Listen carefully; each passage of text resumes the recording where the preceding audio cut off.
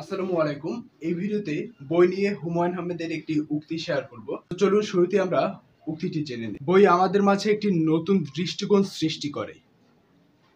এটি আমাদের মানসিক ও আত্মিক সমৃদ্ধি দেয়। মূলত আমরা যদি লক্ষ্য করি, হুমায়ুন আহমেদ শুরুতে বলেছেন যে বই আমাদের একটি নতুন দৃষ্টিকোণ সৃষ্টি করে। অর্থাৎ আপনি একটা বই পড়বেন তখন আপনি ওই রাইটারের দৃষ্টি থেকেও তাকে দেখতে চাইবেন। অর্থাৎ আপনি যখন একটা বই পড়ছেন তখন আপনি যদি রাইটারের দিক থেকে তাকে দেখতে চান, তাহলে আপনার যে একটা দৃষ্টিকোণ, ওই দৃষ্টিকোণ এবং লেখকের দৃষ্টিকোণ এটা মিলে কিন্তু অন্য একটা দৃষ্টিকোণ তৈরি হবে। অর্থাৎ যে বিষয়টা আপনি যেভাবে ব্যাখ্যা করবেন, রাইটার অন্যভাবে ব্যাখ্যা করবে এবং অন্য আরেকজন যখন পাঠক ওই বইটা পড়বে, ওই পাঠক কিন্তু ওই বইটাকে অন্যভাবে ব্যাখ্যা করবে। দেখুন, বিভিন্ন বিশ্লেষণ যখন আমরা পড়ি তখন আমরা দেখতে পাই যে একই বইয়ের বিশ্লেষণ ভিন্ন ভিন্ন হয়ে থাকে, ভিন্ন ভিন্ন দৃষ্টিকোণ থেকে হয়ে থাকে। এটার প্রভাব এজন্য যে আমাদের প্রত্যেকের চিন্তা শক্তি ভিন্ন। এই যে আমাদের সকল মানুষের চিন্তা শক্তি ভিন্ন, এই ভিন্নতা আপনাকে নতুন কিছু যখন আপনি পড়বেন তখন আপনি নতুন নতুন দৃষ্টিকোণ নিজেই তৈরি করবেন। কারণ আপনার ওই একই সঙ্গে একটা দৃষ্টিকোণ তৈরি হবে, এমন যে লেখকের একটা দৃষ্টিকোণ আবার আপনার একটা দৃষ্টিকোণ, এই দুইটা মিলে তখন নতুন আরো একটা দৃষ্টিকোণ কিন্তু তৈরি হয়ে যাবে এবং সেই দৃষ্টিকোণটা কিন্তু শুধুমাত্র আপনার কাছেই থাকবে, কারণ আপনি ওই বইটা পড়ছেন। এবং এই উক্তির পরবর্তীতে যদি আমরা দেখি, পরে বলা হয়েছে এটি আমাদের মানসিক এবং আত্মিক সমৃদ্ধি দেয়।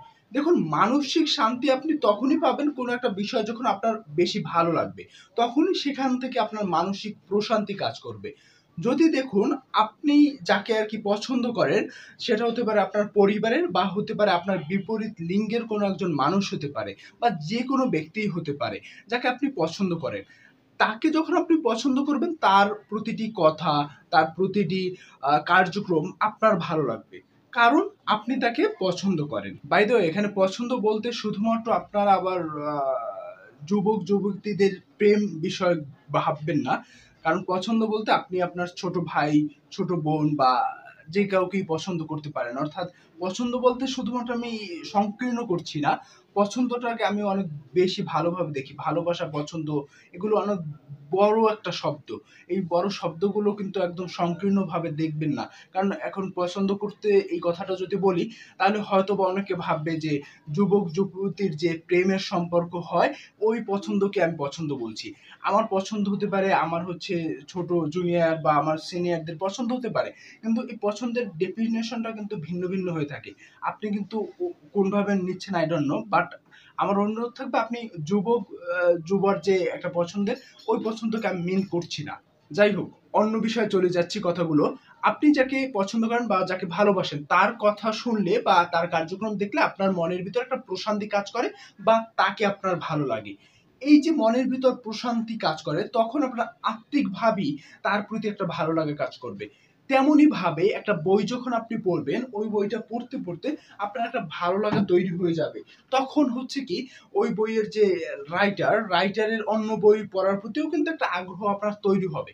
সেক্ষেত্রে আপনার মনের ভিতর একটা প্রশান্তি কাজ করবে, এই বইটা পড়ে আমার এইটা ভালো লেগেছে, এই বইটা পড়ে আমার ওই বিষয়টা একটু খারাপ লেগেছে, ওই বিষয়টা এরকম হতে পারতো। অনেক সময় এটাও হয়ে থাকে।